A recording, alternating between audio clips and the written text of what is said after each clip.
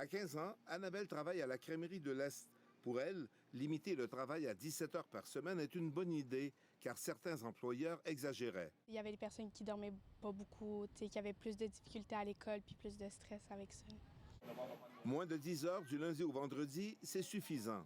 Des fois, les profs ils vont nous donner des devoirs pour le lendemain.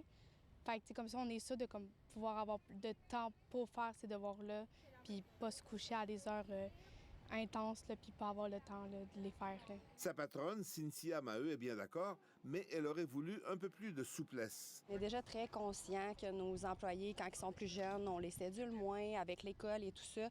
Donc, pour moi, je pense pas que ça va être vraiment difficile de gérer mon personnel avec cette nouvelle loi-là, à part peut-être le vendredi, que moi, je l'aurais peut-être mis dans la catégorie fin de semaine. En général, la politique gouvernementale est bien acceptée.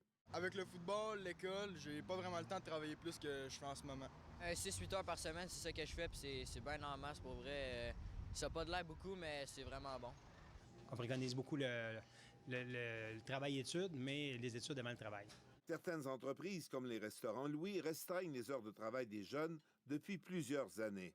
Oui, bien, je pense que c'était déjà ancré dans les normes de Louis. M. Lesson, qui était là avant, il trouvait ça très important que les jeunes ils performent à l'école.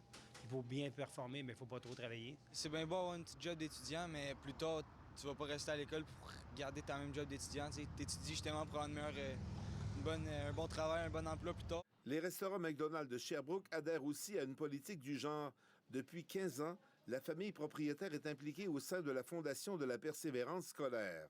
Cette loi, pour nous, en fait, c'est une belle occasion de sensibiliser l'ensemble de la population, mais aussi des parties prenantes, comme les étudiants, les jeunes, les parents, mais aussi les employeurs sur l'importance de la conciliation études-travail.